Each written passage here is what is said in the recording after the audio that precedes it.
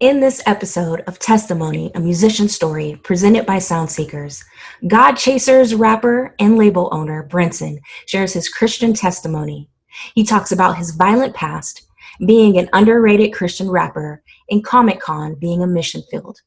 Additionally, we go between the lines of Faith in the Sky featuring Stephen Malcolm and Norman Micheal, Last Dragons featuring Selah the Corner, Big Phil, Readywriter, and DJ Will, You Know featuring Norman Micheal, and Is This the End in our 4-song breakdown.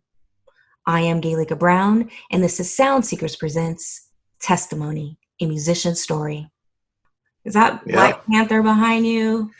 That's Last one Black Panther, Last Dragon, and the one at the end that you can't see is another Black Panther. They all were Black Panthers, but it was this one artist's name, Eddie Holly, and he did a reprint of the Last Dragon movie poster, like he hand drew it. Oh, really?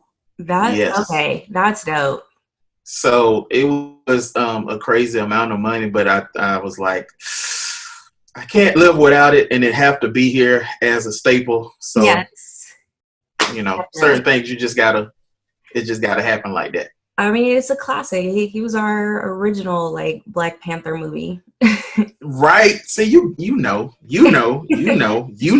Let's go back to your first music memory, whether it has to do with you performing or just the first song that you remember that really got you, first music video. It's your first music memory. Man, so I'm not like the usual person. So my first music memory with me going to sleep with the headphones on is listening to Weird Al Yankovic. Okay. Yes, I know. Is there a particular song? Beat Fat, Dare to Be Stupid, I Got Cable. Like, Weird Al, that dude to me, like, it low key that nobody is ever going to admit. I'm admit if you think about what he's done, platinum plaques, longevity, on tour. He's never stopped touring, probably now because, COVID and everything. But as far as artist wise, who's touching dude? Like, he did a parody of Michael Jackson. Like, come on, man. Like, I mean, I have to admit that I never liked Weird Al. I couldn't stand him as a kid. I thought all of his music videos, all the songs were just stupid. I get why people were into him. I get why he was popular, but it's borderline genius stuff. It's genius stuff because, I mean, if you're thinking about it from purely music business, right?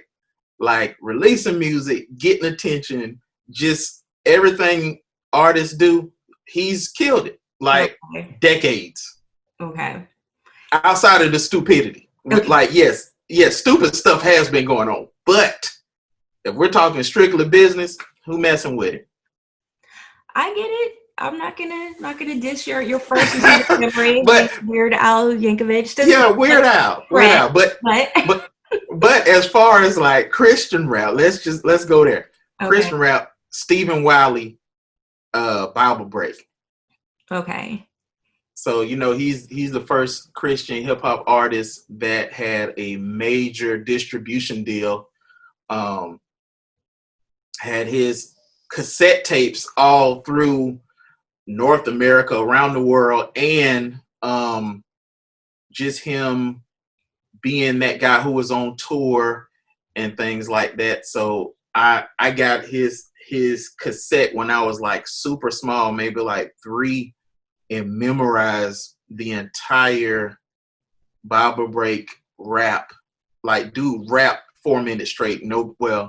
He did have a small break in it, and he rapped all the books of the Bible. So so I memorized it. And my mom, who was like captain Easter children's program person at the church at the time, she made me get up there and rap it. So then right at 3, because I think it was just amazing to see a 3-year-old do a whole rap song. You know what I'm saying? That. The whole congregation was cheering for that. Yes. So then my grandma heard about it. She was like, baby, bring him over here. And she was in one of these super old 1900 built churches that's like probably big as this room, with wooden floors, wooden pews, and she made me rap. So it was like I had a small tour, church to church, because I memorized this guy's song. So I've been in this for a minute, you know what I'm saying? Since I was 2, since I was 3. You know, 3, you know what I'm saying? I'm about this life. What y'all talking about? You know what I'm saying? Before Grape Tree. So if your mom was like Easter captain and everything, then that means that you pretty much grew up in a Christian household. I did. So I grew up in church, but I did not stay in church. Even though I knew it was right, you know, I didn't stay in it. You know what I'm saying? So right when went to college and stuff, and when I didn't have eyes on me, you know what I'm saying? When I didn't have accountability, when I moved to Nashville and I knew nobody, it was a wrap. It was a wrap. It was a wrap. Literally. So let's go prior to the move. So we have told your testimony before, but if we can do like a brief little recap. So were you born and raised in Jacksonville, Florida? Yep, born, raised Jacksonville, saved in Jacksonville, high school, middle school, everything. Got my chops in ministry in Jacksonville. Parents grew up here. Grandparents grew up here. Okay. Like most of my family is Jacksonville. Okay. You know. And did you grow up in a 2-parent household? I did. But there was a time span when, like, years I didn't speak to my father because he had a drinking problem for like the majority of my life, like from when I was a baby all the way up till when I was like 20, you know. So it was maybe like a 4-year span where he would, you know, as I have gotten older, you know, and just understand bills, responsibilities, and stuff like that. Like, I always used to fault him about that because, you know, like I wanted a relationship that was, I have a great relationship with him now, but when I was growing up, I wanted a different relationship with him that I never got. And he was just under a ton of pressure with bills and stuff like that. And he was the only one working. And just like every day he would work like 12, 13, 14 hours, come home, sit in the driveway. He would drink until he was wasted, stumble in the house, go to bed, repeat. So it was years when we just didn't talk. It was just him going work to the bottle to bed. And that was the extent of our relationship, you know. That's crazy. I mean, like you said, you get it now that you're older. But and then you had siblings, I'm assuming?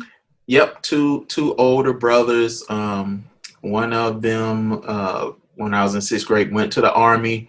So it was me and so I'm the youngest, and the oldest went to the Army.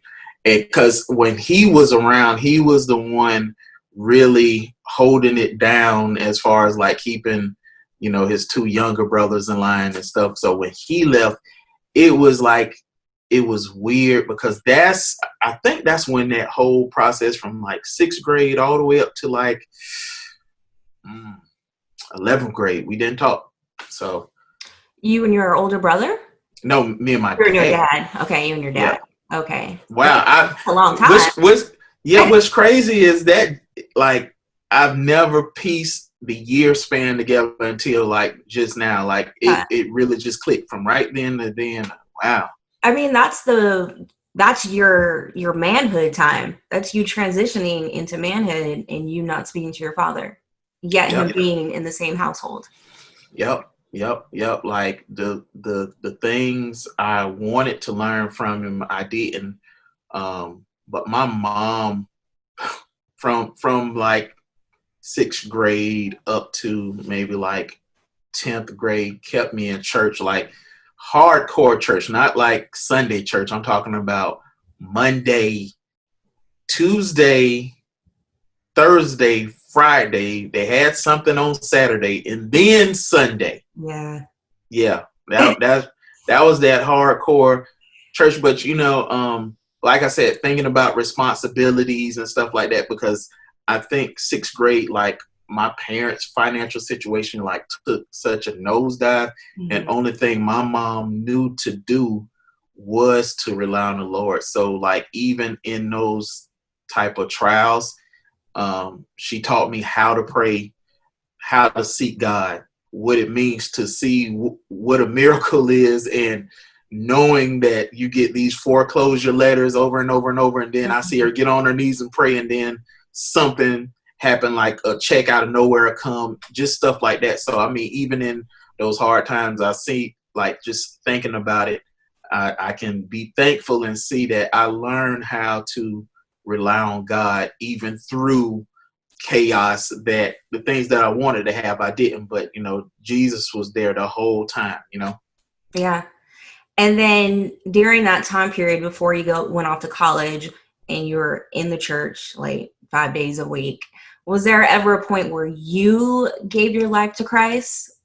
I did when I was in 10th grade, because 9th grade, I think 8th and 9th grade, I was just wilding out, because due to the fact of that whole time frame of me not talking to my dad, I think 8th and 9th grade, I was wilding out. Like I didn't do the things that everybody else was doing. Like I wasn't into drugs. I wasn't into like robbing, stealing, but I was super violent. You know what I'm saying? So like every other day I'll be fighting. And then in 9th grade, me and my middle brother, we were in the same high school, which was direct trouble, because he didn't know the extent of how crazy his little brother was. So I came in, and it what my high school, it wasn't like California where you got Bloods, Crips, or anything like that. It was just pockets of neighborhoods, and if you was in the wrong neighborhood, we was coming at you. And I was like, I didn't grow until like 11th grade. So I'm 4'11" with this crazy Napoleon syndrome for real. That's what it was. So I'm 4'11" with this Napoleon complex, and I'm like, I'm not gonna mess with nobody. But if somebody mess with me, it's a wrap. Yeah. And due to my size, I didn't fight fair. So I'm hitting dudes with like fire extinguishers, brass knuckles. Like I'm sending dudes to the hospital. Like I've almost got arrested so many times. Like I remember this one time these guys was gonna jump me, and the word got back to me, and my dad had like all these tools in the backyard or whatever, and like I grabbed some, and I had this big jacket, right? So I'm 4'11" with a big jacket on, and I had like a hammer in a sleeve, and this sleeve had a hatchet.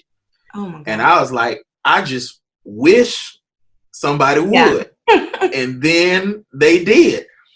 And the dude swung at me, and I ducked, and I jumped in the air, and the only thing you heard was beep, and then you just seen blood shooting out the guy head, and everybody running and stuff. And I just kept beating the guy, and then the hammer or the hatchet? Which one did you? Oh, wow. The hatchet, yeah. And then the police came, like after it was over, and the guy got out of the car. Like, okay, so let me pause. Okay. From the time the fight was over till they came, I ran home afterward, because in my mind I was like, all right, it's over. I'm going to jail. I'm 4'11". I'm about to go to jail, and some big greasy dude is just going to beat the brakes off of me or something, or other things, right? Yeah. And I got home and I prayed. I was like, God, please save me from this, because crap, look at me. Like I got blood all over me. I'm like, it's over, right? So the police came, and the officer, the guy who I fought, his grandma brought him to the crib, because the people at the bus stop, he tried to kill him, blah, blah, blah, blah, blah. Yeah. And then the police officer looked at this big old dude, and he looked at me. The other police just went to the car, and then the guy looked at me. He said, he looked at the other guy. He said, "Did you agree to fight him?" He was like, and he had something over his head to hold the blood. And he was like, "Yes, sir." And he looked at me. He said, "Did you agree to fight him?" I said, "I did." He's like, "Well, that's what happens. I ain't got nothing else to say." And he got in the car and left. I was like, "Oh, shoot, Jesus is real."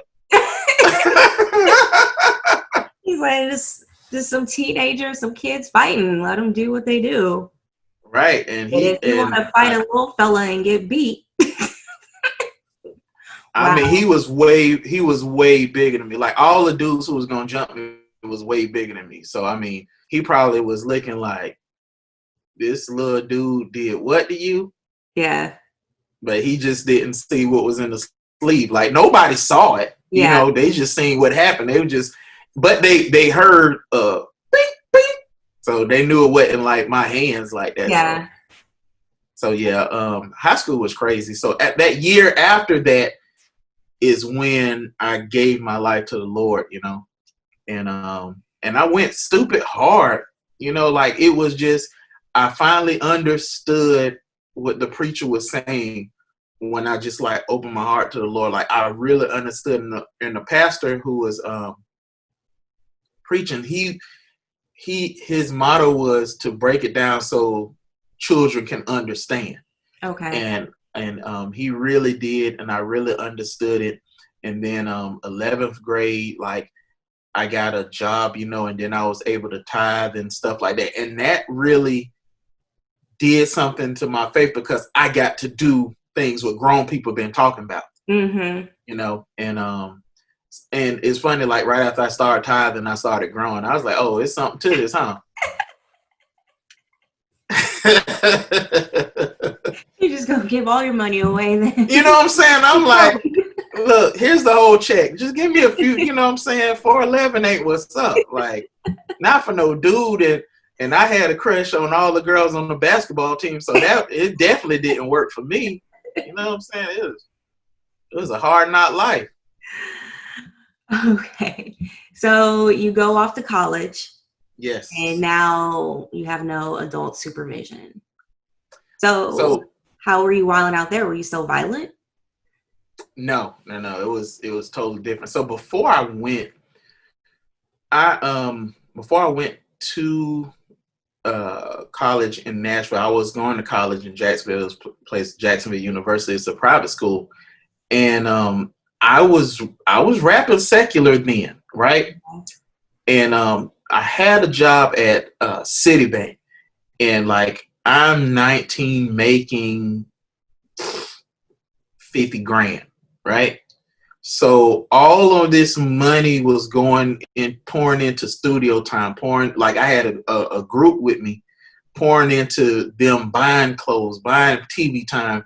I used to rent out clubs, and throw concerts because I was like, well, you know what? If they don't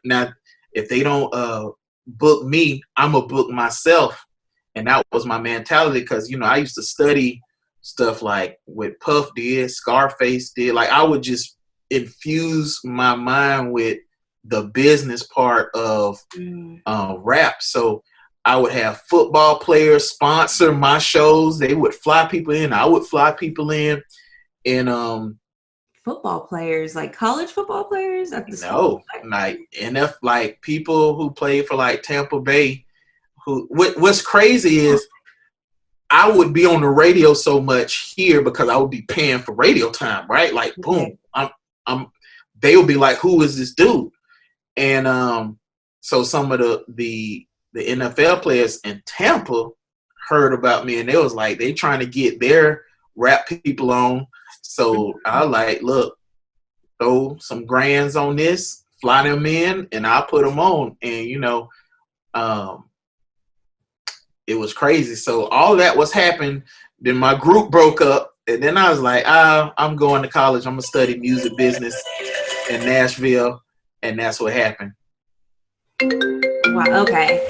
So that's That's crazy. I mean, the mindset to have the football players sponsoring your events. Yeah. And what, like 18, 19? That's Not only football players, I had like big internet companies, startups sponsor them. I had Def Jam sponsor my stuff. Yeah, it was crazy. Def Jam. Wait, how did you get all this? How did you make all this happen? Like, I know you said you studied Puff and Scarface and everyone, but really, how did you make that happen?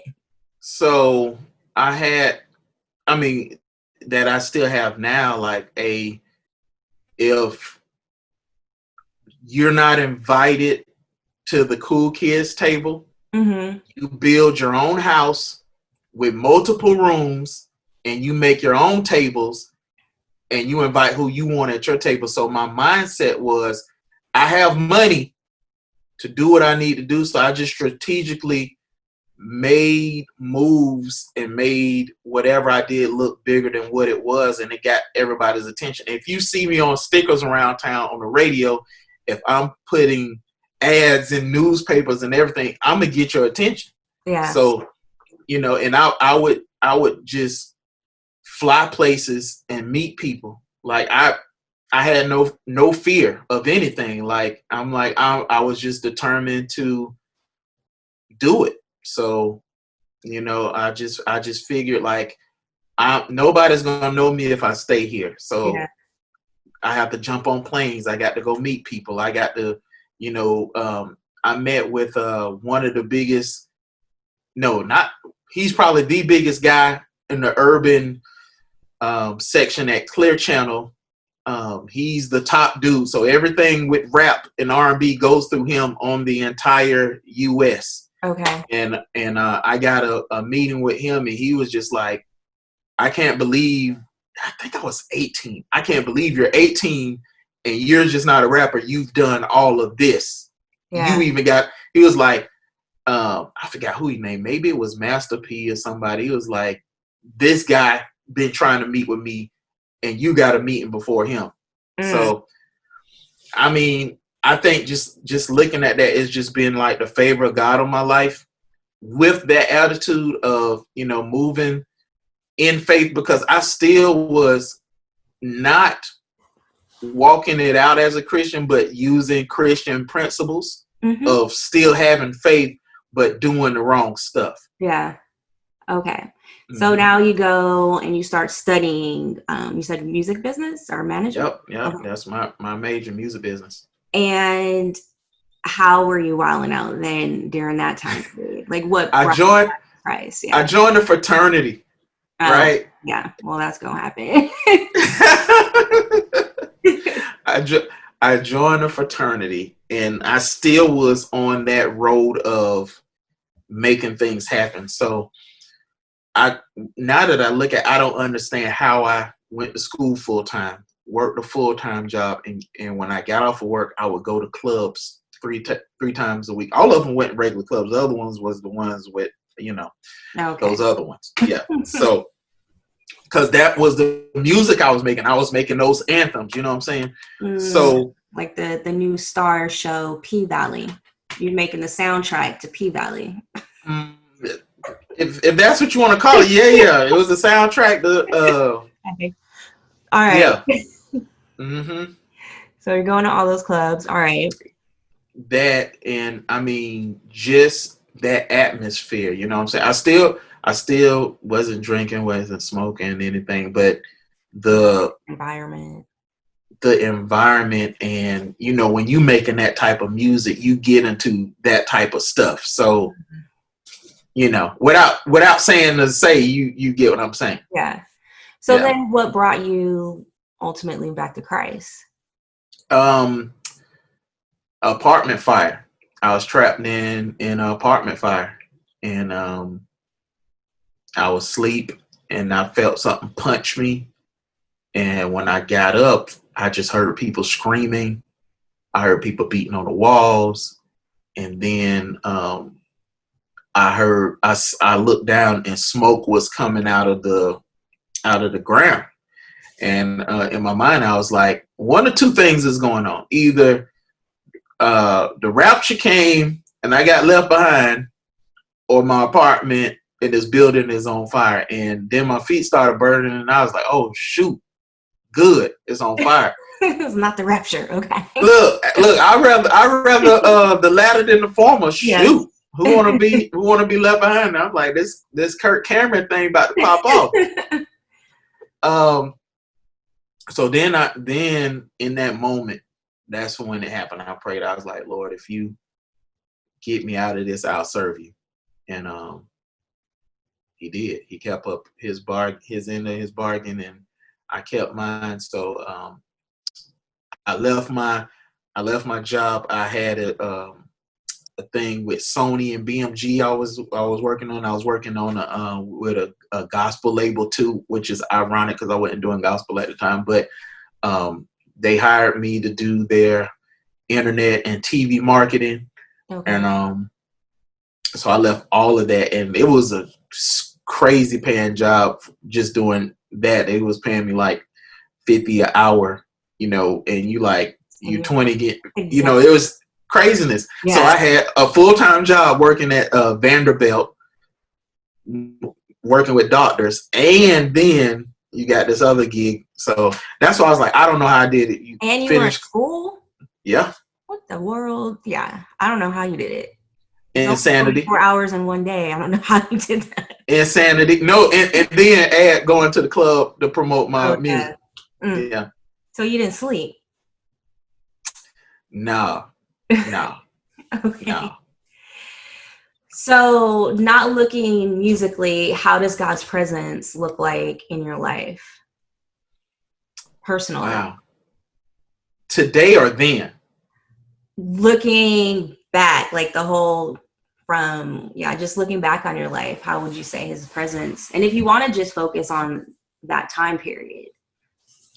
I think, then, because here's when sin does something to the mind, right?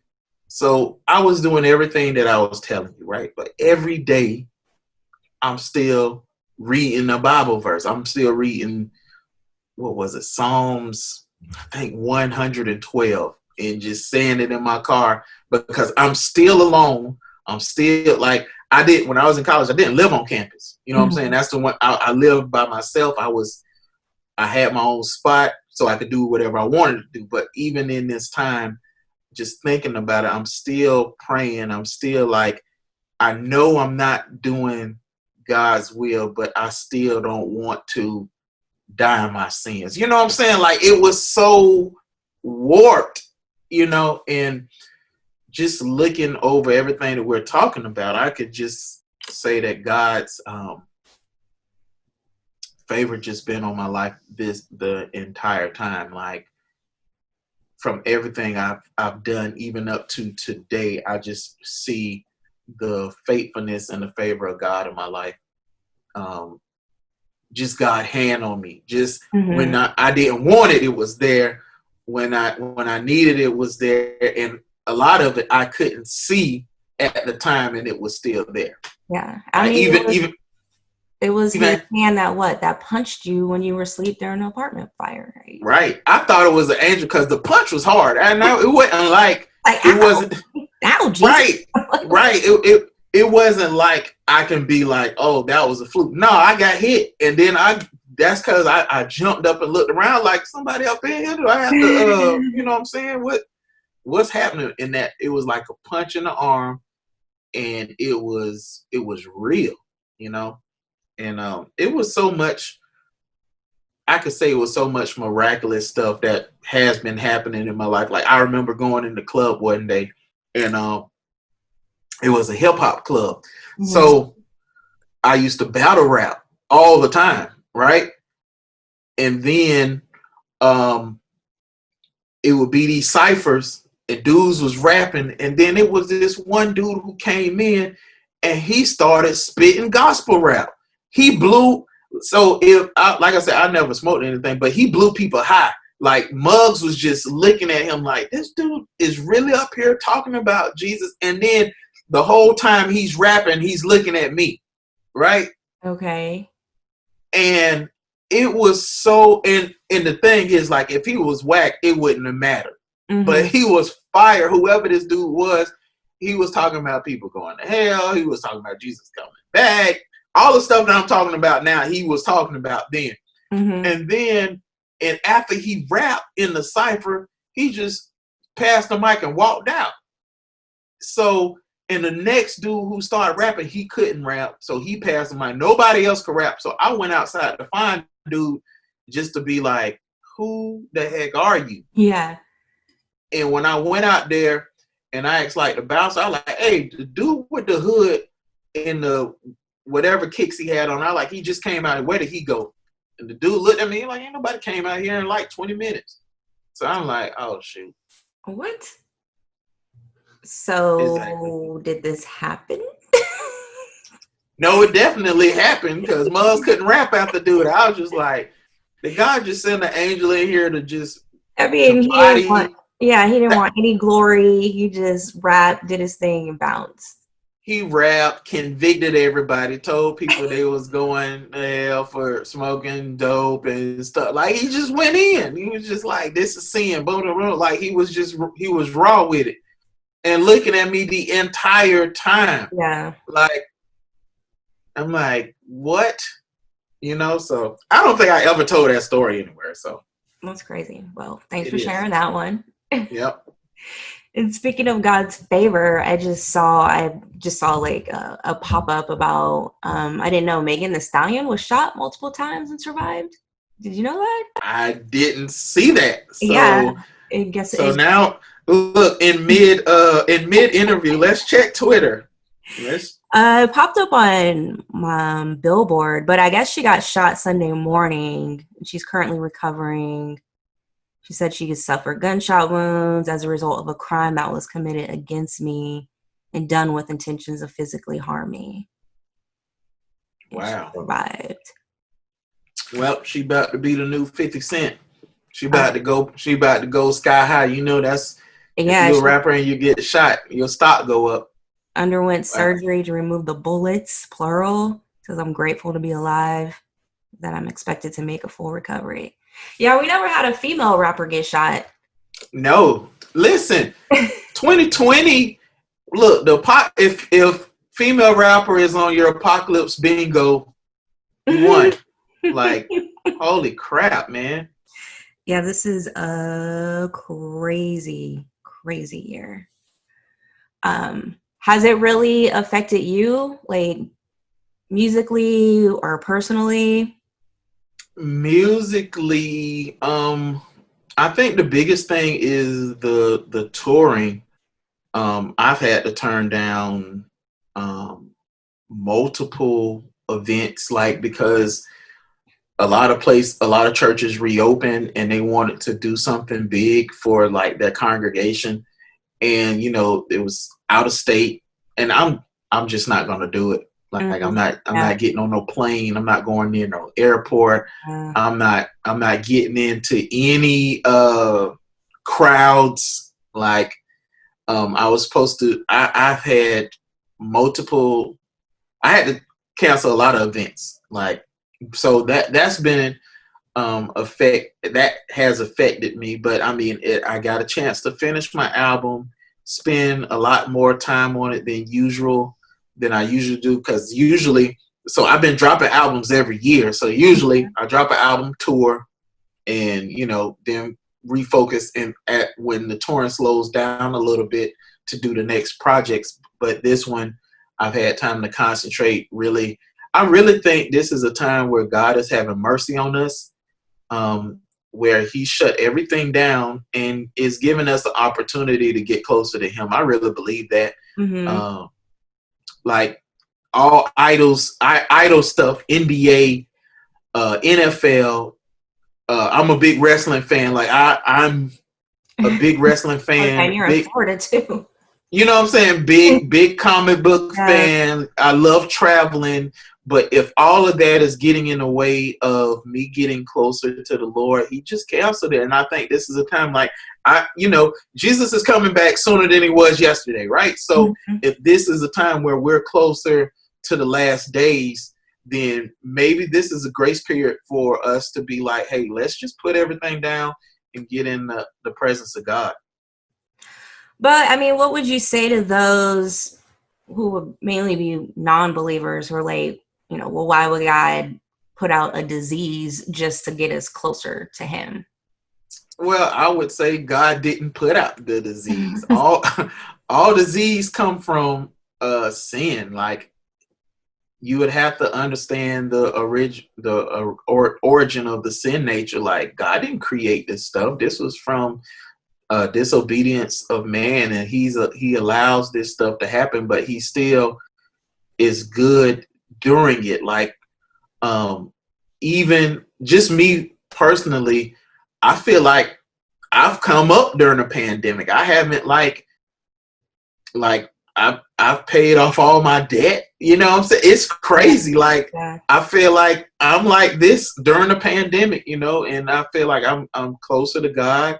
And for the people who you just said that, I would challenge them to be like, there's other things in your life that have went wrong that God has turned around, but you don't acknowledge that. Like, we can't not play fair when we're talking about events that have happened. Like, Yeah. God is always turning stuff around for the good. It says he reigns on the just and unjust. So to charge God falsely isn't like a wise thing to do. All right. Well, let's talk about how you got into CHH, your CHH music start. Okay. Outside of Stephen Wiley, when I rededicated my life after college, it was a point I went through a cocoon phase where, like, a few years I didn't listen to anything. I didn't watch TV. I didn't listen to the radio. So it's a whole gap of time where I didn't know what was out, who was doing what. I just wanted to serve God and preach and be like my pastor, because he was going everywhere doing revivals and stuff. I just wanted to preach. So I jumped into prison ministry and like hardcore prison ministry. I went without missing a week going. So I would go to like death row prisons, max security, P farms. Wow. That's all I wanted to do. I just wanted to serve God. I just wanted to preach. That's all I wanted to do. And then the Lord was like, I didn't send you to school for music business and give you all this experience for nothing. Now pick it up and do it for me. So when I heard that in prayer one day, like, I just went on like a hunt. Like, I went to like CD Baby, right? And it's so many Christian rappers that you've never heard of on CD Baby. And I just bought everything. Like, I didn't care what it was. I just like, if it's for the Lord, I'm buying it. I say, I'm sure these brothers need $10. I just bought maybe like 80 CDs off CD Baby, and I just jumped and fused in it. And the thing that stuck out to me, I was like, man, everybody beats are whack, right? Yeah. So I built I left my job. I built a studio. I cashed in my 401k, built the studio, and I just started making beats. And they wasn't great, but I worked 10 hours a day on beats every day for a year straight. And then I found some people who rap. I started feeding them beats. Some people started using them, and then that's how I did. So then after that, started Godchaserz, signed the first artist who was Readywriter, and then Javon McKenzie, and then Big R, and then we started a label. So my mentality with Christian hip hop was, we needed to flood the streets with music. Okay. So I'm like, yo, if I'm in the studio 10 hours a day making beats, and I got these artists that are just like rapping, we're just going to press CDs. We're going to go everywhere. So we, the first year, this was 2007. The first year Godchaserz was a label. We put out 8 projects in 1 year, right? Wow. And the first project we ever put out, it was called For the Yard. And I was still doing prison ministry heavy. And we made a compilation for prisons. So I sent it to all the prisons I went to. I found prisons online and was calling the chaplains. I'm like, hey, we got this gospel thing that's rap, and I want to send it to you for the inmates. And they was like, send it. So I was sending it North Florida, Georgia, just everywhere that I could find. I was sending this album to. And one day I had to go speak at it was a Supermax, right? About 800 dudes in there. And you couldn't take CDs or anything metal or anything in it. So I just put the case, the front cover in my Bible. And I was like, hey, y'all, before I start speaking or whatever, we get into the Bible. I don't know if you guys heard this album, but me and my crew sent it to you. And then everybody in there started yelling and screaming. And I'm like, oh my God, that's you? What? And yeah, and then the guys, so this was like 3 months after we sent it, right? Okay.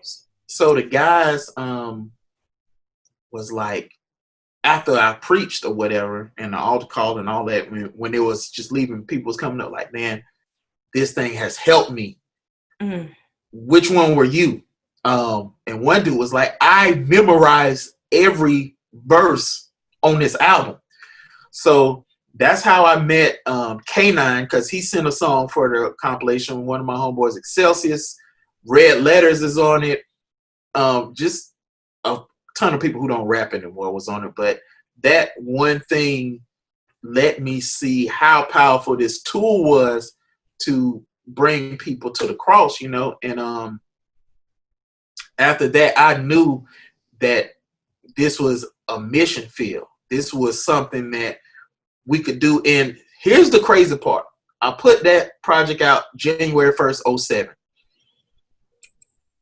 Today, or maybe like a month ago, this guy I went to church with, he recently went to prison. And he told me, he's like, bro, they're still talking about you. They're still talking about this album. They're still listening to this album. And just to hear prison compilation. You know what I'm saying? I'm like, we might need to jump back in the field with this boy. You know what I'm saying? But since then, I've sent many of the albums that we've done to prisons, and just to know that.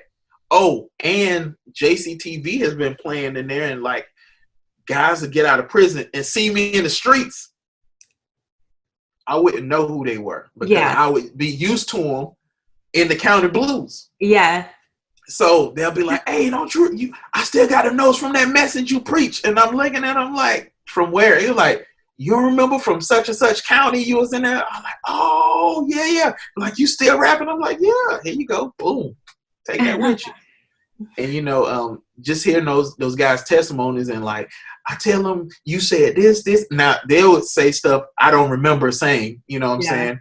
But because it was years ago, and they're like, hey, I kept that with me, and this part of that song that you sent, I kept that with me. So, it's just been a blessing. And that's why usually when I talk to newer guys in CHH, I'm like, bro, you don't know. If you keep the cross first and keep Jesus first in this, you don't know who you're affecting. You don't know that they're affecting their generations. They're telling their kids how God affected them through this music and through your ministry. So, I always try to encourage people, like, you don't know who's listening to this and who's letting their kids hear this and how it's feeding their spirit. But this thing is necessary. That's amazing. I mean, you're saying always put the cross first. Would you attribute the longevity, your career in CHH? Because you said that was 2007 when Godchaserz started. This is 2020. Yeah. So what other things would you say attribute to you being here still? I think that I try to really love on people, encourage them, and not be like Hollywood. Like when I go places and when I'm on tour and stuff, like I try to really find out what that ministry is doing and try to support what they do and encourage these pastors and encourage the people who are, serving. Like I try, like they're bringing me in and people look at me at a certain way, but I'm like, you're more important than me, because when I'm getting on the plane, you're going to be here still doing the work of the Lord in this community. And I try to encourage people. I try to love on people. And I think another thing that has kept me around long, like I really believe in, as long as the earth remains, it will be seed time and harvest. I always try to plant good seeds everywhere I go.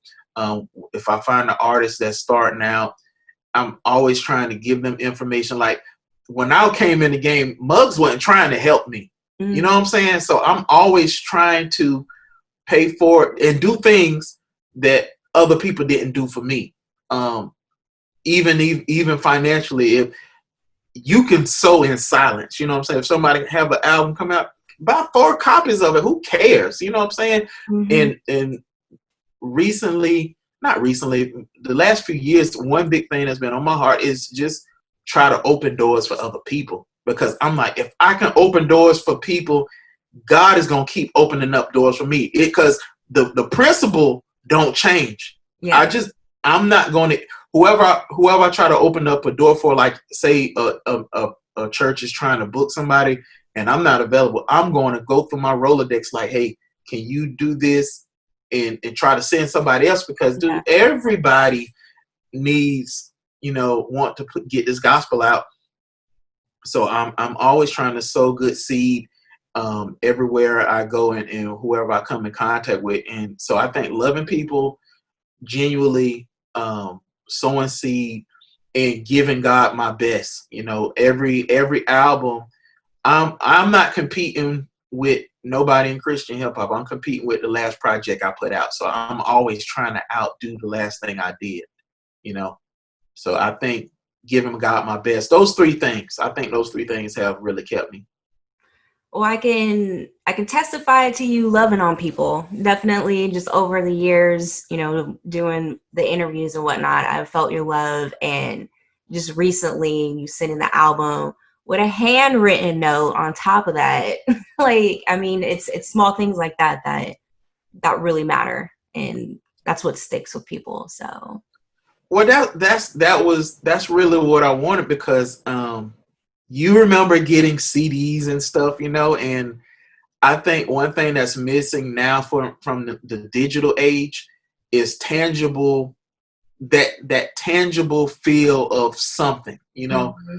Like I appreciate people who support me. Like you've supported me for so many years, and like that means so much to me. So I always think like, how can I bless God's people? You know what I'm saying? Everybody is good seed to sow in. You know what I'm saying? And I recently heard somebody say in the sermon that a seed is the smallest you ever gonna see it.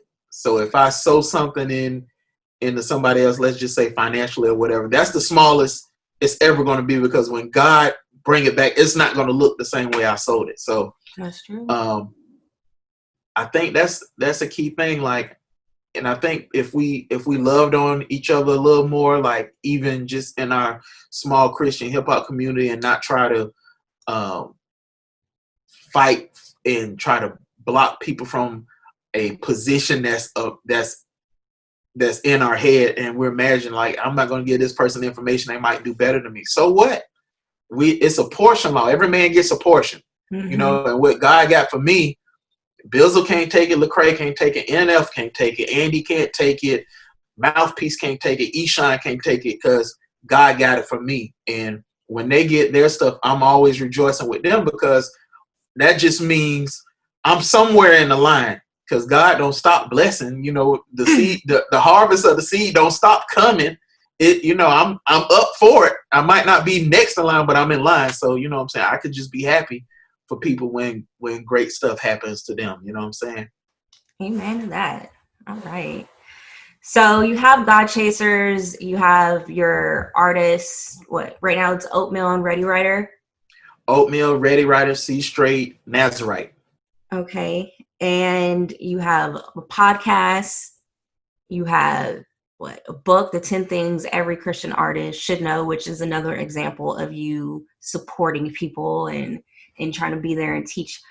And then the Art of God Chasing book, a visual anthology. Yes. What is that? Um, so I'm big in comic books. So I love art, as you can see. Mm-hmm. And one thing, like when Spider-Man Enter the Spider-Verse came out, the Miles Morales Spider-Man, there was a book that came out with it, and Black Panther when it came out. It was a book that came out. It was called The Art of Enter the Spider-Verse and The Art of Black Panther. And what it did when you got it, it gave you behind the scenes stuff about these movies, and it gave you like concepts that didn't make it. And one thing about Godchaserz, I've always been big on like the visual part of the album. Like the album art has to be dope. The album art has to be amazing. So we've had so much good album art because, some people might just know me and don't know Readywriter. They don't know C Straight. They don't know the other artists that we put out, and just the other compilations and things like that we've done over the years. And the art is still good. So I'm like, you can see a historical anthology of visually what we've done. Okay. And you get I put album art, concept art, like when I did my animation, you see the animation concepts, you see lyrics from songs, stills from videos, and I put fan art in there. People do fan art of me and some of the other guys. I put it in there. Stuff that we've done for magazines, all of that. So I think seeing something like that is really cool, and that's another tangible that I wanted to put out with this 10th album. Like to me, it's a milestone project. You know what I'm saying? It's not too many Christian hip hop artists that get to album 5. So to get to 10, and then Godchaserz, we put out over 70 projects as an independent label. You know what I'm saying? So with that being said, like, we might be the unsung heroes of Christian hip hop. You know what I'm saying? Like we're not the label that everybody mentioned, but we've done so much good that the Lord has seen in his name. And I'm like, let's just share something that, I think that'll really be cool, that people can see like a behind the scenes of like these guys, the Lord has really let these dudes put in some work. So it's a cool thing. It's under like right under 200 pages. So I thought it was really dope to do. That's awesome. So is that going to come out when the album comes out then? It may be like 2 weeks after, but people have already pre-ordered. And did I send you a copy? No. You will have a copy. You're going to have a copy. I'm going to put one in the mail for you. I thought I did. Man, I got you. Don't worry. I got you. I want you to have one. I mean, it sounds exciting. And I mean, speaking about the album artwork for Throw the Crown that's coming out soon, the album artwork right there, I mean, super colorful one. And then there's just so much detail. You just have to like stare at it to see what's all in it. Let's talk about the title, Throw the Crown, and that artwork. The title, there's a verse in Revelations that talk about the elders standing around God's throne, and they took off their crown and threw it at the feet of Jesus. And when I think about crown, I think about my accomplishments as a Christian hip hop artist. Like, I'm not the guy they mention all the time, right? But my itinerary and tour schedule was rivaling everybody who they do talk about. You know what I'm saying? From the people who was on the labels, like they're on the plane, I'm on the plane. They're on tour, I'm on tour. But it's not mentioned a lot. So I believe that God has really had his hand on me to tour, to travel the world, to release projects, to really do stuff for the kingdom of God. And these things are accomplishments. And these things, I feel like, that's a part of my crown. So, but I can take it all off and throw it at the foot of Jesus, because without him, none of this has been possible. Like, I feel like if this isn't my best album, it's neck and neck with my best album. So, I'm like, yes, I'm gonna give you banging music, but at the end of it, it don't matter without Jesus. Like, man, I don't want to. I'm gonna just say it. So I was reading in Proverbs. It's this scripture that hit me super crazy. It said, "Those who desire silver won't be satisfied with silver, and those who desire wealth and increase won't be fulfilled by it." And that spoke to me. Like, it would be amazing to get cosigns from all these people. It would be amazing to be like, you in the top 10 Christian rappers of all time. But if that's what I was seeking, they wouldn't have satisfied me. You know what I'm saying? I can only get satisfaction from being in the presence of God and knowing Jesus for myself and having that personal relationship with him. And like, it really put everything in perspective, even on the 10th album, because in my mind, I'm like, this is my milestone album. This is something that I feel should be celebrated, but that can't be my desire. My desire has to be the main thing, the main focus that's been my day one focus, which has been souls and the Great Commission.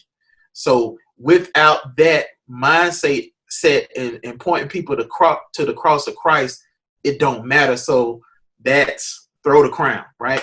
So the artwork, I met these guys at a Comic-Con, these artists. One artist who did the ink for the album, he's an artist who has drawn for Teenage Mutant Ninja Turtles, their comic book. Okay. And the guy who did the colors, he is a guy, he has done what maybe Exo Manowar, he did colors for that. So his mind and the way he does his visuals is crazy. I've purchased many commissions from this one guy. His name is Sean Anderson. He does the colors, and the other guy, his name is Daniel Dahl. And what's funny is the guy who did the inking, he only Christian rap he's ever heard of. What did he tell me? It wasn't NF. He said Andy Mineo. That's what he said. Andy Mineo Social Club. But he only heard maybe like 2 songs from these guys. So that was his extent. So I sent him my last album, and he was just like, I'm so blown away. I didn't know it could be this good. And the same day I mailed out your package, I mailed him an album, and he just hit me up yesterday. And he was just like, bro, I got so emotional listening to this because I want to be closer to God, and this really has helped me. And just hearing that, because I feel like, I know this is a little off from what you just asked me. Like my 2 projects ago, I put out an album called Vibranium. It came out the same day as Black Panther, right?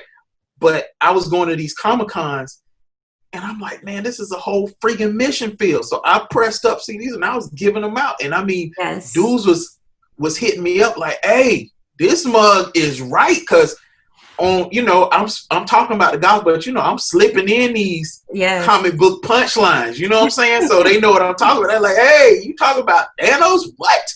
And so meeting those guys has really been a blessing. And I mean, the album art is expensive, but my mindset is, if I can't hang the album art on the wall, then it's not going to be my album. Got it. And I wanted this 10th album to be artwork. So that's what I paid for. And that it is. And you working with these artists is also a testament to the importance of not just working with Christians or like-minded people. So I know there was definitely a time in CHH where it's like they didn't even want the engineer to not be a Christian.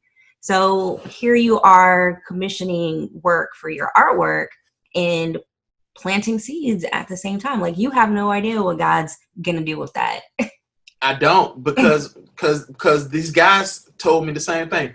I'm gonna let my kids hear it. So I'm like, if I can affect the generation coming after them, like, these guys may not be godly men, but if the seed of godliness is planted in their kids, I don't know what God's gonna do. We're not gonna know until we get to heaven, right? Yeah. But the hope is,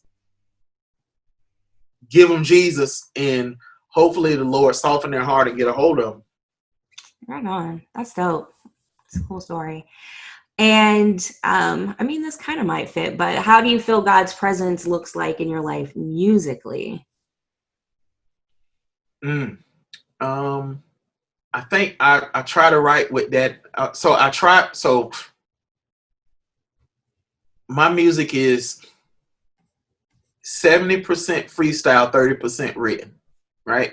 Okay. So certain songs I didn't write at all, like Last Dragons was a freestyle. Okay. Through the Fire was written, right? Heal From It All was written. Like the story stuff is written. Okay. The just going off stuff, like the song with Petty D, I just went. Okay. The song with Stephen Malcolm, I went. Like, was a freestyle. Yeah. So when I do write, my mindset is always, God, how can I connect with these people to feel your presence? I think at the top of my list, besides pointing people to the cross, I really want people to feel the Lord's presence when they hear me rap. Like, I don't think it's impossible because I've seen it happen before, you know what I'm saying? And I think that's my desire, that people just don't hear the words, but they hear something else, that frequency that's from heaven, that's drawing them in, that God can really speak to their heart, and preferably they can cut the music off, lift their hands, go up and pray, and then the presence of God come upon them. Like, that's what I want. Right. Well, I mean, it sounds like it's happening off of the illustrator that just hit you up about your album.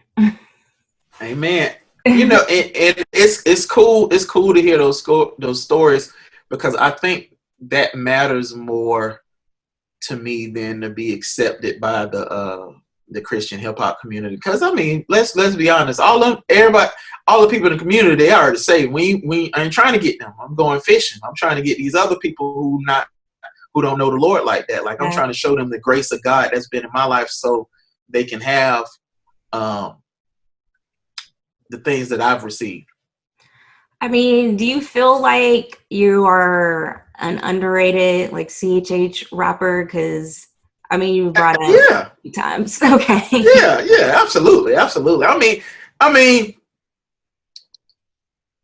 everybody see the list, you know what I'm saying? You see the list, you see what people say, you see those things, and I see sprinkles, but I think that's one of my things. I have to always keep first thing first, you know what I'm saying? You keep the important thing, and if I keep my mind on being obedient, then I'm cool, you know what I'm saying? Because he who desires silver won't be satisfied with it, even if I was mentioned. You know what I'm saying? Like, that's why that verse hit me hard. Like, you gotta watch what you desiring. Like, you know what I'm saying?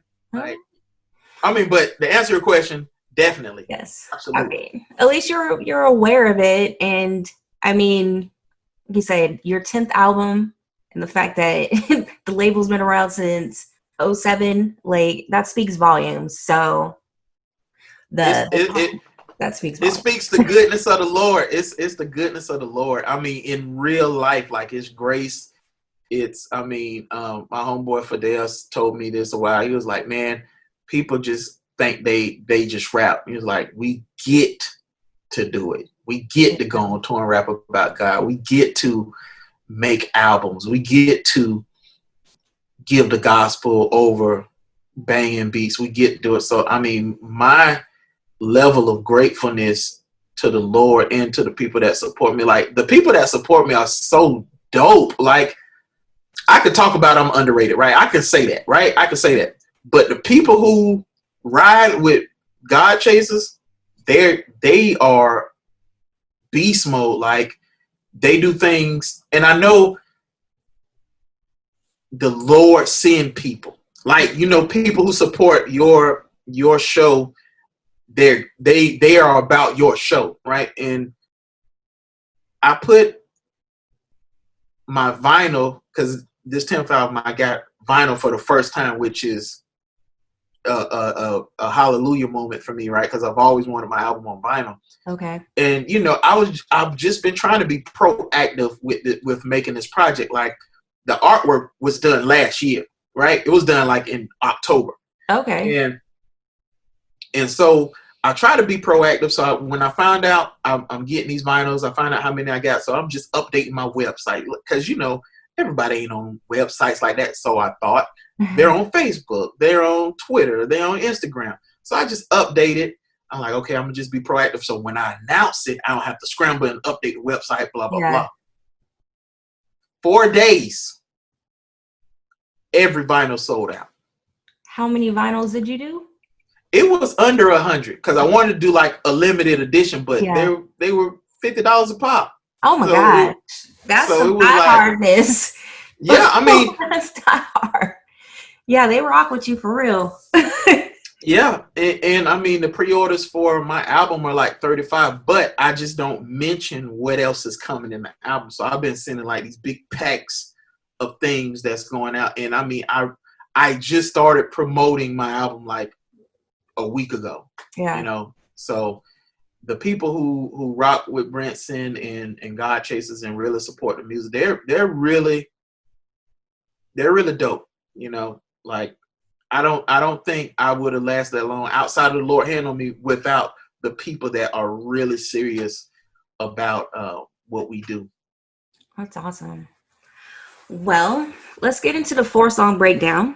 Okay, let's get it. Let's get it. Yes, the artist raps or recites a verse and discusses what's going on between the lines of the song story. So for you, we're going to do Faith in the Sky, Last Dragons, and Is This the End? So if we can start with Faith in the Sky, that has Stephen Malcolm and a couple other people, right? It's just me and him. Just Stephen Malcolm. Oh, wait, no. It's Norman Micheal on the hook. Okay.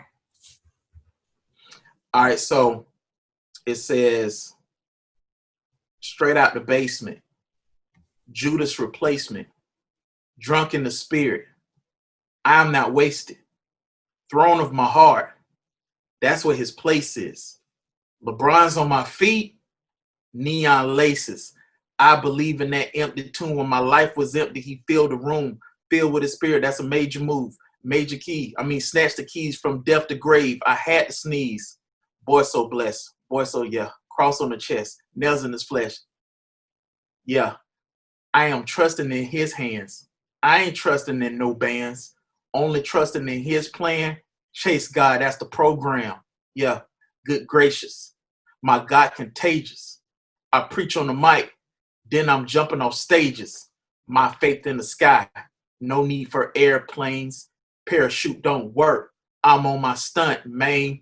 Grab the word, I'ma spray. Chase God, we don't play. Chase God every day. At the key, hit the tray. So that's Faith in the Sky. All right. And let's go between the lines. Let's go between the lines. So I start off straight out the basement because I feel like I'm still underground. You know what I'm saying? I feel like I'm one of them underground MCs, even in CHA, straight out the basement. Judas replacement, even though Paul was his replacement, but I can, whatever. He forfeited his spot. Judas replacement, drunk in the spirit, I am not wasted. Self-explanatory, I think. Yeah. What you think? Yeah, definitely. Throne of my heart, that's where his place is. And I think that's that line, that one was an important thing. Even though this is a freestyle, I felt like that was an important part. Like that's where he is. Like he not moving. Then it says LeBron's on my feet. Like I probably own more LeBrons than Jordans. And I know the Jordan diehards are gonna be like, what? I like LeBron shoes, you know what I'm saying? LeBron got a school. Come on, man. Yes. Neon laces, I believe in that empty tomb. When my life was empty, he filled the room.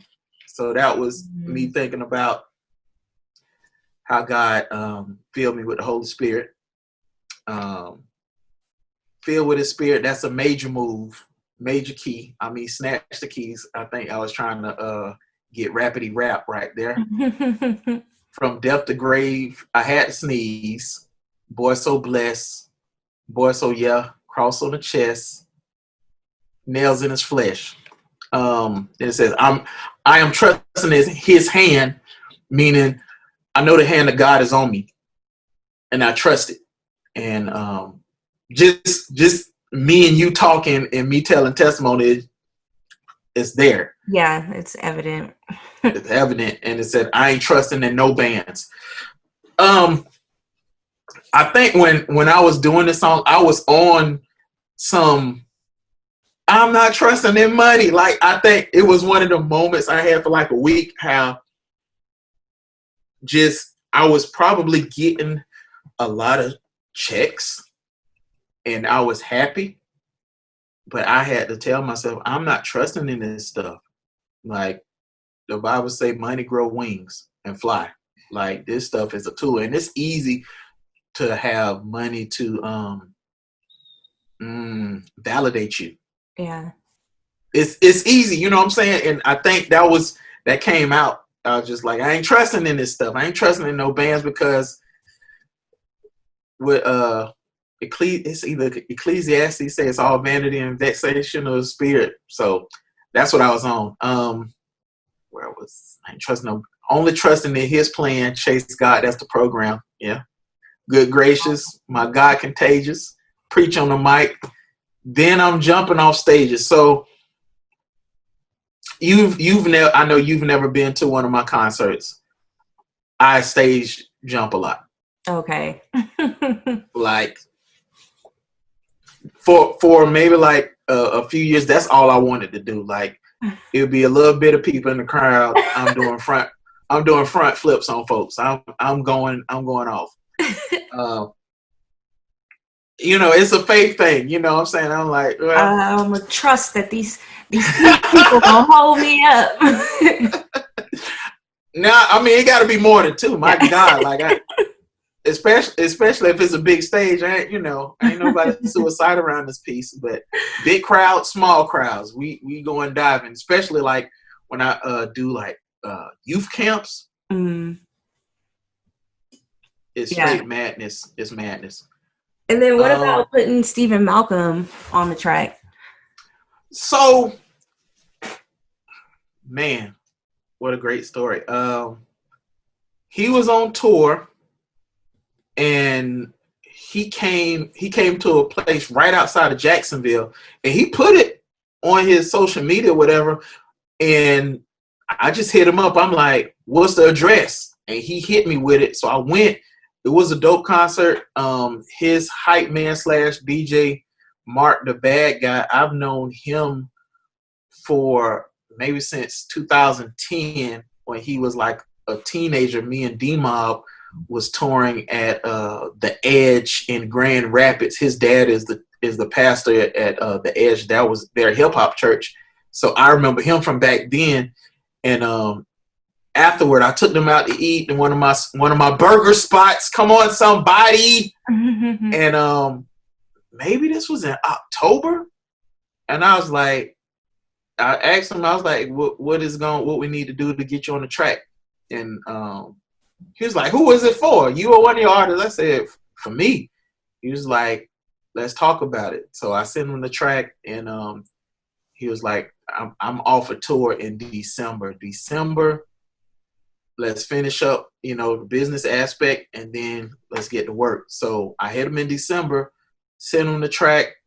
I did the hook, which was horrible. It sounds, Norman Micheal delivered me because I can't sing, but he killed it. And when he sent it back, I was just like, oh man, he haven't heard the song yet. You heard it before he did. I guess I need to send him the song, right? You sending it to the illustrator and me, and Stephen Malcolm. Right. Stephen, I'm sorry, bro. I'm gonna send it to him today. But I got some other stuff I'm gonna send to that brother. Him and his wife are expecting, and Yeah. You know, when I hear things like that, I just think it's time to ship packages out to people. So yeah, that was he's such a dope brother, and I seen him at the Kingdom Trophy Awards. He won like 3 awards that night. He actually beat me in the category, and I was happy that he did it. You know, I was like, hey, that brother, I love his Second City album. It was probably like my favorite album of 2019. I put it like on my podcast. So yeah, that album was awesome. Such a dope. Yeah, he's so dope. Yep. All right, let's do Last Dragons. We have Selah the Corner, Big Phil, Readywriter, and DJ Will doing the cuts and scratches. Yes. So before I do that, let me ask you a question. Yes. You listened to it, right? Yes. How did everybody bring their verses? I mean, everyone brought it. I'm always like, I'm a huge Selah fan. So to me, he like always brings it. But I thought, I mean, everyone did their thing. Everyone did their thing. Yeah. And one thing Selah told me, he was like, man, he was appreciative of being on the track because he said he loves songs like that. I didn't know that. Okay. He was like, I love cypher type tracks, and he was like, man, people not doing that. And he said something funny on it that I cut off, but I'm gonna put an uncut version of like some of the songs. Okay. And he's a really funny dude. He's a real dope brother. He's a dope brother. Man, okay, I said I'm only here to glorify the one who died and rose. No side goes. Luchador on the ramp, cue the pyro. Yeah. Unmasked and unhinged. Victory through submission, no pen. The flow got no pen. Grenade with no pen. Infinity bars, I got no end. Yeah, I'm on my hallelujah, Jesus coming. I'm on my, oh Lord, I forgot. I'm on my hallelujah, Jesus coming. I'm on my get saved. I'm on my blow the trumpet. Odell Beckham when I'm catching blessings. One hand in the air, preach the resurrection. For my sins, he got no recollection. Jesus' peace swinging back and forth, yeah, I'm flexing. We walk by faith, not the lenses of Versace shades. Started at the bottom, these prayers make me levitate. Sword of the spirit, slice the head off of any snake. Another beat, body for the body. That's another plate. So, let me see. I'm only here to glorify the one who died and rose. Got that. No side goes, meaning I don't have anything else but that. Luchador on the ramp, cue the pyro. Luchador, wrestler, so I watch a lot of wrestling. When I was spitting that, I was thinking about Rey Mysterio coming up, and they always have pyro for him when he come out. So, okay, so being somebody who had a Napoleon complex for so long, I can relate with Rey Mysterio being a warrior and the luchador. Cue the pyro, yeah, unmasked and unhinged. Victory through submission, no pen. Okay, so that's another wrestling term. Like you can win by pinning somebody 1, 2, 3, or making them tap out by submission. I was saying victory. Christ's victory was through submission. Nobody defeated him. He gave up his life. Mm-hmm. Okay. And it said, victory through submission, no pen. The flow got no pen. I freestyle. I'm a grenade with no pen, meaning I'm always exploding on the track. Okay. Infinity bars. So I remember this vividly. In my brain while I was freestyling, I was thinking about Infinity War, right? But it was no way for me to fit Infinity War in this bar while I'm freestyling. So I just said Infinity bars. And then when I said that, I thought about the number 8 on the side, no end. I'm on my hallelujah, Jesus coming. That's all I'm about. I'm on my get saved. I'm on my blow the trumpet. Like, that's my whole style. Odell Beckham when I'm catching blessings. One hand in the air, preach the resurrection. So, Odell Beckham, he famous for the one hand catch. And he do it in style and stuff. And I think, I catch Jesus' blessings when I'm in style. For my sins, he got no recollection. Jesus peace swinging back and forth, young flexion. I was freestyling with a Jesus piece on. We walk by faith, not the lenses of Versace shades. That was a diss to myself because I'm always wearing shades. Started from the bottom. These prayers made me levitate, meaning the prayers from my mom, the people who pray for the label made me levitate. Sword of the spirit sliced the head off of any snake, the Bible. Another beat, bodied for the body. Took that from Saga, one of my favorite battle rappers, because he always saying another body for the body, right? Yeah. So in mid freestyle, the spirit of Sensei Saga came up and I said it. And that's where it came, that was it. Okay. And how did you decide who you wanted on the track? I knew Readywriter had to be on this song from Jump Street because I think one of the things that if I could change anything about the label or about how things happen, I think I would have loved to catapult him as the front runner of the label because he's such a dynamic lyricist. Like if you go through his body of work, like to me, Readywriter is up there with a Eshawn, a Jared Sanders, a Braille, a Theory Has It, Man Child, Mars Ill. These guys, his caliber of writing is unparalleled. Like I still listen to his first album that we put out in 2008 and just now get a bar. Okay. So he has such complexity to stuff. Like I'll drive and listen to him and be like, oh, and call him. And he like, I don't remember saying that. And I have to just hang up. You know what I'm saying? I'm like, I know you dope, whatever. So I knew he had to be on it. Big Phil is one of my brothers. I would say Big Phil A&R this album. Like he is one of the guys who, when I did a song, I would run it by him and be like, what do you think about this? Like, what is your ear telling? Because I trust his composing ear. So I had to get him. I reached out to some other guys, but Selah, we were supposed to do a song maybe like 3 or 4 years ago. And I think we was at the Kingdom Choice Awards or I was in New York for something. And we got together and it was just like passing, we was giving respect to each other. And then I was like, dude, we need to do a track. He was like, I've been waiting on you to say that. When we gonna do it? I was like, oh, shoot.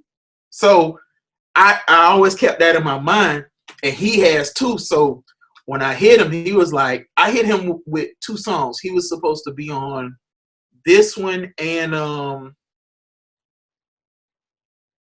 the song with Dre Murray that, you told me you was disappointed in. I was disappointed in the song. I was disappointed that I didn't get a verse from Dre Murray. He was on the hook. So that song really was supposed to be me, Dre, and Selah. Oh, see, yeah. I know. That would have been clean. I mean, hey, we still song. living. It happened the way that it's supposed to happen. Well, I'm never opposed to remixes. You know what I'm saying? Okay. So, Well, I want to be that's remix. Yes. So I mean, that's how everybody came about, and I think it was supposed to be. Theory Has It was supposed to be on it, but his schedule went. He actually did some cuts and scratches on it first, but the ones that he did, I sent him a verse from like my very first Christian rap song that I did in maybe like, my God, in high school. And I was like, man, scratch this in it. And when he did it, I was like, it's all me. I was horrible then, so take that off. So I had to get DJ Will to go back because his schedule just prevented him from getting on it. But that would have been really dope to get him on it. Okay. Let's move forward to You Know. You Know. And that's supposed to be the single, right? Yes. Yes. It's supposed to be the single. Norman Micheal on the hook and he produced it too. And I would say he's like the A&R to this album too. So the first verse, off top, Christ get to shine. Glory to his name, not mine. I'm on that rise and grind, not on that left behind. Christ coming back for a bride. Surprise at any time. Which team you gonna ride? You better choose a side. Choose the truth, no lie. I'm on the grind, no lie. Fighting the father of lies. The word that gave me life. Making moves like telepathy. Mountain gone, that's a mustard seed. I just know that's the faith in me. I just know that's the God in me. I got something to say. Christ is the only way. In sin, you gonna pay. Pay me in the form of flame. I know I won't cave. I know I won't blaze. I know my God gave. I know Jesus saves. You on mute. Sorry. There you go. I stay on the grind, yeah, you know. That hook is crazy. So, so did you write the hook or did Norman Micheal write the hook? I wrote a hook and I sent it to him and he was like, I think I got something else, bro. That's what he said. And I was like, well, go for what you know. You know what you're doing. So no, yeah. So he wrote, he redid it and that was it. Wait. I'm wrong. That happened on Faith in the Sky. Okay. This hook, he had this hook with this track. Okay. So when I heard the track, I was like, that's raw. Then the hook came in. I was like, all right, I'm buying it. What's up? So I was like, this is the sound that I need. So on this app, go ahead. I'm sorry. So he produced it too then? Okay. Yep. Yeah, he's the secret weapon of CHH. Like, I don't know if you remember how when JR came to Cross Movement, right? Okay. He was such a driving force to a lot of their hits, production-wise and hook-wise. I think Norman Micheal is like the same caliber for now. If say God Over Money got him, it's a wrap. It's a wrap.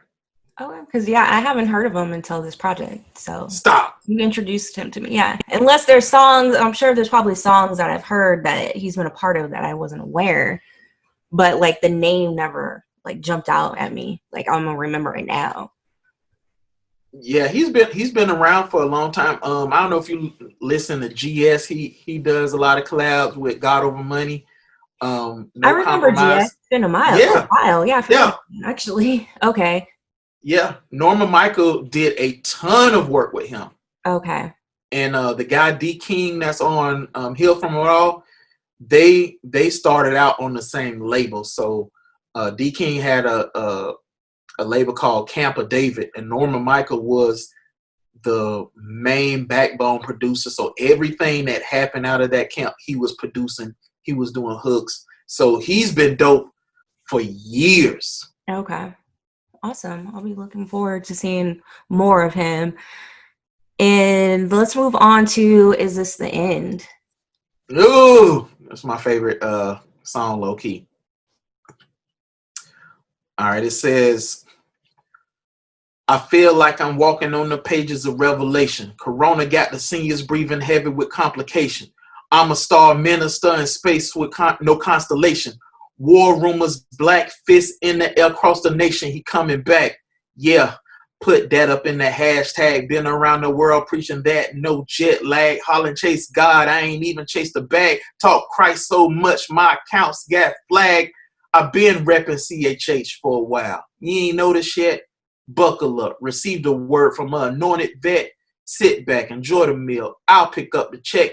Thank God for Stephen Wiley when I heard his cassette, Last Days, Fourth Quarter.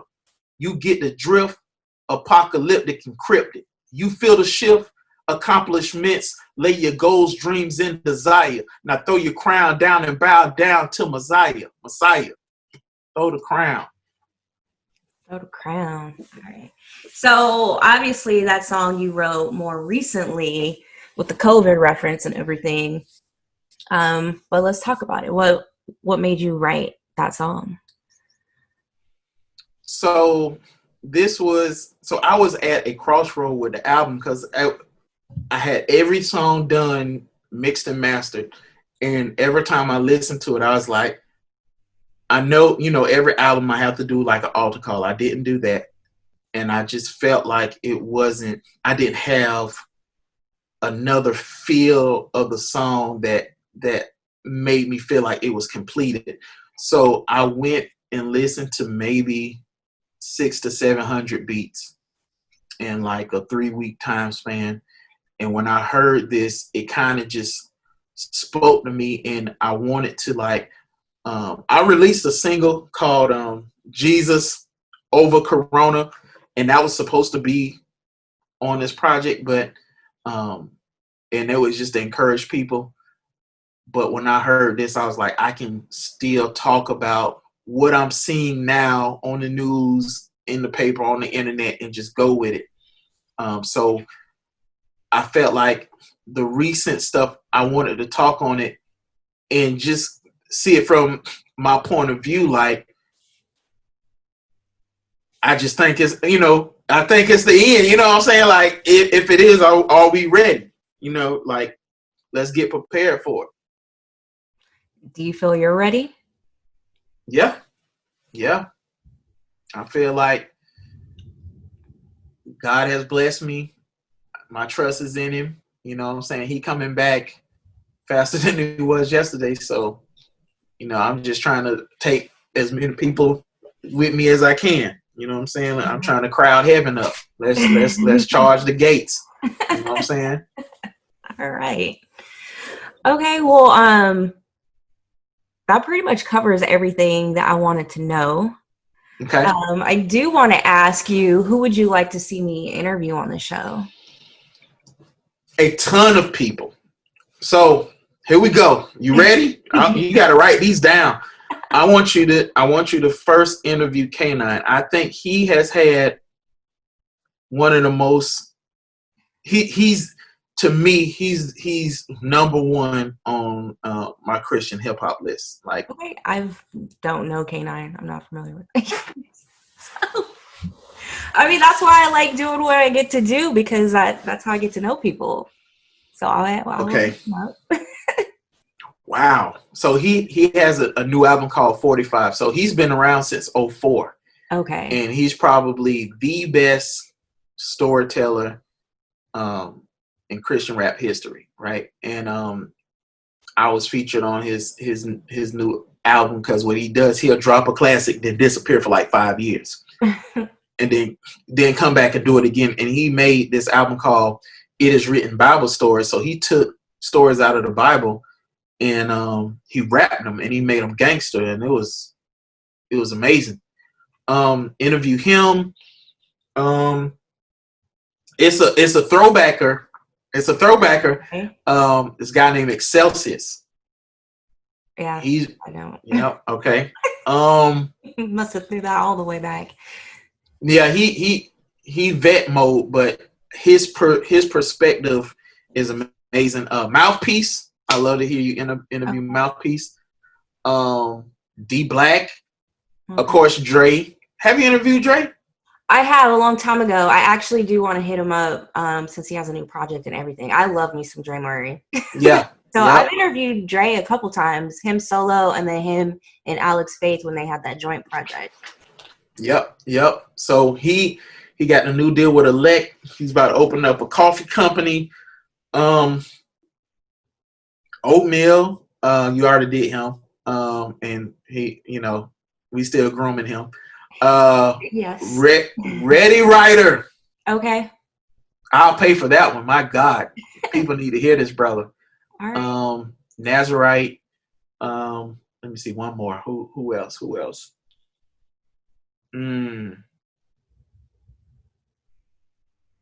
Big Phil. Okay.